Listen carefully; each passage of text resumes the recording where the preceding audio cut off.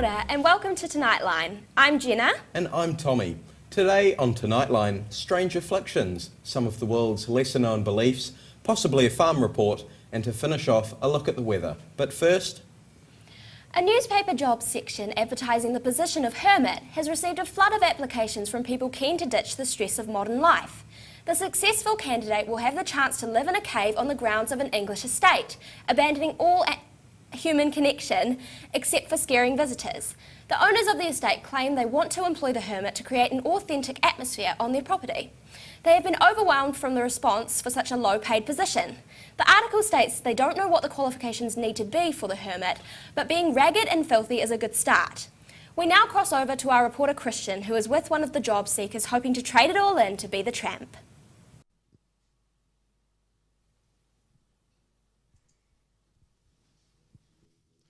Thanks, Jenna. Here I'm with Joanne Flintstone, and behind us is the cave where she's going to start her career spooking incoming people. So, Joanne, why would you give up modern life to live your life in a cave spooking people for a living? Well, first of all, what's not to love about a cave?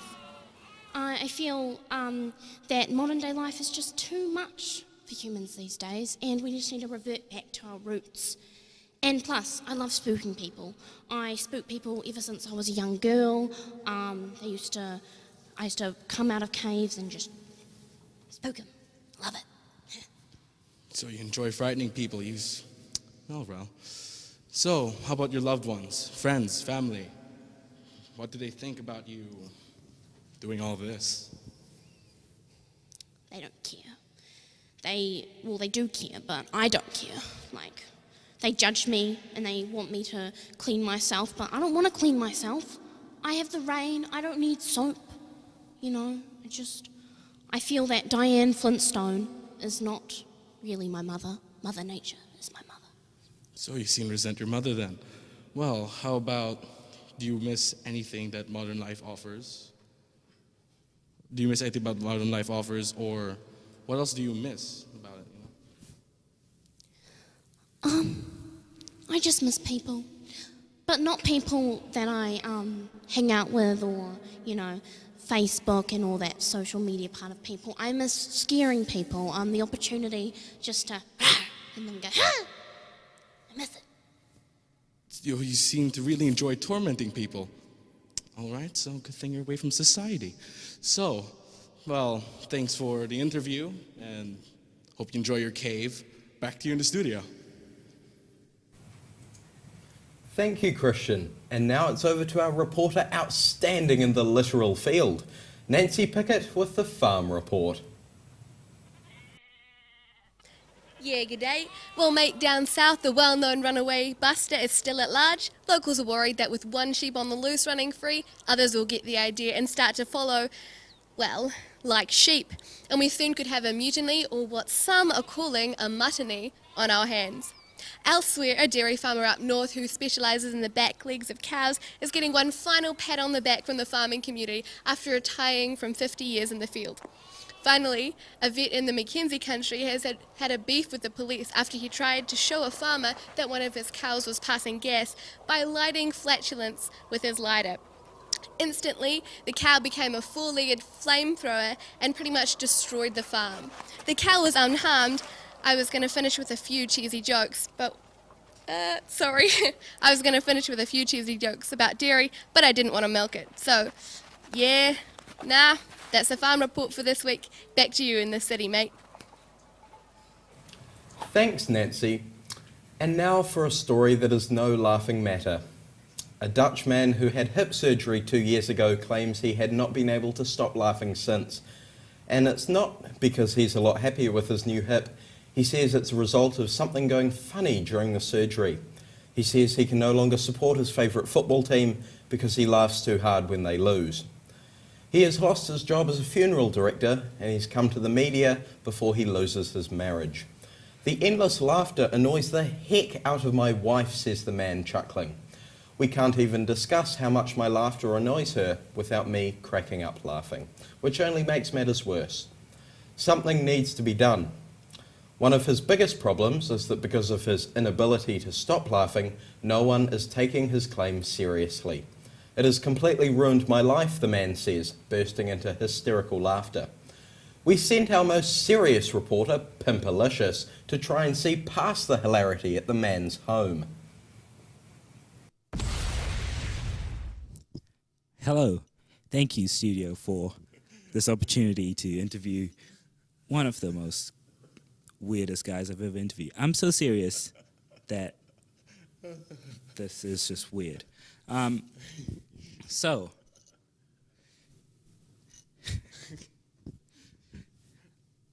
So, how is it being this way? Oh, it's me, man. Yeah, it's about it, eh? All right. What do people around you feel? How do they feel impact? What's the impact from them? Well, they just kind of think I'm weird because I'm laughing all the time, and it's just, I don't know what to do. They just kind of stare at me like, this guy's an idiot. All right. So, what are some of the things that came out of this? The challenges and the ways people think of you. Oh, the challenges. They're not many challenges, but I mean, there was this one time my friend died. He had brain cancer or something, and at his funeral everyone was crying and weeping because, well, I mean, he died from brain cancer. Like, that's pretty tragic. But I was sitting there front row just cracking up. It was funny as like I don't know what to do. Is there any way people can help you through this way of condition you have? I don't see it as condition. I don't care what people do. They can laugh at me. It's funny. I'm fine with it. Like, yeah. All right. Thank you for letting us interview you. I'm glad we can find the funny side of this whole situation. And back to the studio. Thank you, Pimpalicious. Now for more news of the unusual. A man in Austria was so keen to wear a spaghetti strainer on his head while having his photo taken for his driver's license that he invented and registered a new religion that says he must wear one at all times. Because Austrian authorities cannot deny someone wearing an item of religious necessity, they allowed him to wear the strainer for his photo, and now he wears it all the time. He claimed that he is a Pastafarian and said he belonged to the Church of the Flying Spaghetti Monster. Why Pastafarians need to wear a spaghetti strainer is unclear. When questioned in court, he claimed that the church was real and that Pastafarians believe in heaven and it has a milkshake volcano and trees that grow hamburgers and fries. However, this religion looks like it's beginning to take off and is being used as an excuse for all sort of things, from refusing to do any work to disobeying the road rules. We now go to our reporter Jaden, who took the time to meet with a Pastafarian at their newly built temple to see what else they believe in. Thanks, Jenna. Hello, I'm here with Bone Apple Tea. He's a gold medalist, synchronized swimmer. So what can you tell me about your religion? Well, I believe that there's a giant flying spaghetti monster who lives in the sky and he watches over us in our everyday lives. Oh, yes, I'm sure he exists. So are there many rules you have to follow? Now, the thing about being a Pastafarian is that there are no rules. We can make up our own rules, and I like to live by a set of 4. The first one being, we have to wear a headset, so when the flying spaghetti monster comes, he can recognize his followers. The second one is you have to look at memes every day. The third one, you have to pet every dog you see. And the fourth one is you have to respect women. I can respect that. So what made you join the Pastafarians in the first place? It's just the freedom. It's the freedom. It's ultimate freedom. You can be whatever you want, man. It's amazing. Sounds very good. So are there any regrets? I mean, why have any regretties when you have spaghettis? Yes. Thanks for that, freak. This has been Bobby D on Tonightline News. Back to you, presenters. Well, there we go. Now let's have a look at what's happening up and down the country weather-wise with Zach. What's in store? Thank you, Jenna and Tommy, and kia ora, New Zealand. Looking at the satellite image, we can see a low-down dirty front coming in and pushing out the high that doesn't really want to go, causing rain in some places across the country today. And now, looking at the isobar map, they're showing a warm front with a cold shoulder and a big angry backside. And now, today's highs and lows. Wellington has both today, within the space of an hour, reaching a blistering 26 degrees in the morning before falling sharply to a low of 4 degrees with a southerly change, catching out people that thought it would be a nice day so didn't take a jacket. Typical for the winter solstice. Let's take a look at the other main centres now. Auckland was steamy, tropical and muggy and humid. For the 7 of you living in the South Island, however, Christchurch is bright, warm, sunny, fair and fine. In Dunedin, bitter, icy and cold. And now for the short forecast covering most of the country.